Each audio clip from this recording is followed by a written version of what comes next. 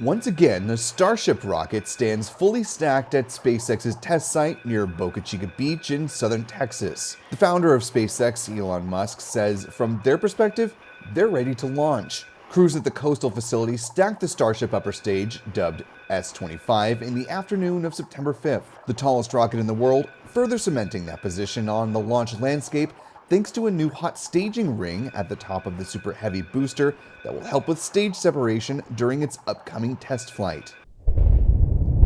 The rocket integration comes about a week and a half after SpaceX fired up the engines on its 9th Super Heavy booster, known as Booster 9.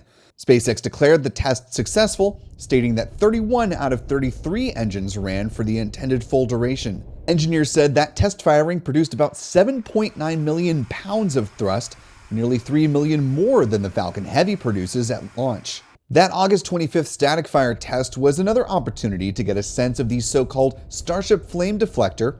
It's a system of metal plates with a water deluge system that helps protect the launch pad infrastructure after it was heavily damaged during Flight Test 1. So far, Booster 9 has been test fired twice, with the first happening back on August 6th. During that test, the booster only fired for 2.74 seconds. In response to the latest stacking, Musk claimed in a post on his social media site X that, quote, "Starship is ready to launch, awaiting FAA license approval." Spaceflight now reached out to the FAA, and we're waiting to hear back. Some aviation and marine safety notifications suggest that a flight could in fact be on the horizon, but a few factors may keep Starship on the ground for now and for an unknown amount of time.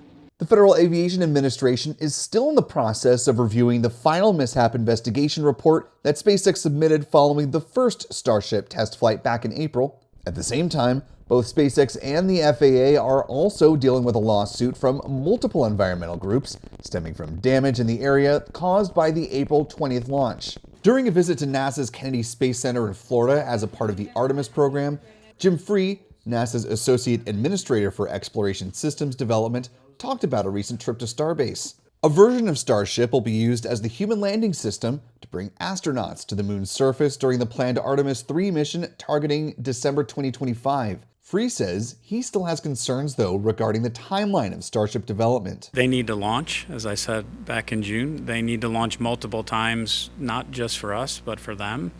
And then they need to launch multiple times for us. So we really want to see them find the success in their launches, including the next one. Time will tell when the next one will actually take place and if it hits all the mission milestones. Reporting for Spaceflight Now, I'm Will Robinson Smith.